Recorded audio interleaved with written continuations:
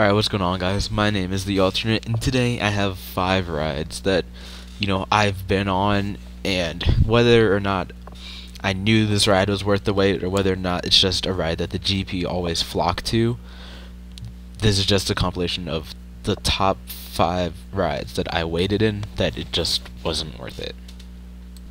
Alright, starting at number 5, and this may disappoint some people, but we have Bao Rave, unfortunately. I just didn't find this ride to be it's a great ride, but the GP always, and even enthusiasts, because it was new this year, everybody flocked to it, and I just don't think it was really worth the wait. So yeah, Bao Rave is going to land the number 5 spot. Alright guys, coming in at the number 4 spot is a ride that I actually like, but unfortunately everybody is always there for some reason when I want to go ride it, but we have Inverigo. I think this is a very good ride. Unfortunately, there's only the one train though, so even if it does have any line, you're gonna have to wait for multiple trains to pass by, and when I'm there, the ride ops were going extremely slow. So yeah, I actually like this ride. I don't think it's too rough for a Vekoma, and I like the style. I actually think this is a very good ride, and I want to get on it every time I go to Kings Island, because it's just a great ride. But yeah, unfortunately, only having the one train, it does provide very long waits, especially when there's a lot of people there. So that's why this is getting the number 4 spot. Alright guys, coming in at the number 3 spot is Raptor. Now, of course, I do realize it's Cedar Point, and you should never get on the rides in the front first, but when you go with a bunch of GP, they just don't think you have as much ethos as you really do. So they're not going to listen to you when you promise them the line will get shorter throughout the day.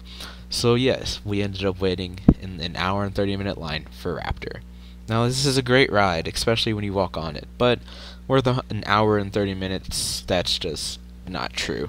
So we ended up waiting an hour and 30 minutes for a ride that, is decent. And I actually never have this problem with Rougarou. I always walk on it. But yeah, waiting in line for an hour and 30 minutes for Raptor, not the greatest experience. It is a great ride, but an hour and 30 minutes, not worth it. Alright guys, coming in at number 2 is Flight of Fear at Kings Island. I just waited in a long line for this because it always has one for some reason. But I just look up and see this amazing launch, and then when I get in it, it's just absolutely forceless. Now, of course, I guess you can say it's fun going through the inversions, and there are decent inversions. I just think the people around me hyped it up too much, and I waited in a really long line, which, it has decent theming, so you're like, wow, this ride is going to be amazing. But it just wasn't really that good. So, of course, something I'd still ride again if it doesn't have that long of a line, but it's just not a necessity anymore. So yeah, we have Flight of Fear at number 2 and moving at the number 1 spot. Alright guys, the number 1 ride is going to be Green Lantern at Six Flags Great Adventure. Now, don't judge me, this was my first time at the park, and of course I had to get the credit. I didn't know if I'd left and came back if it'd still have a long line.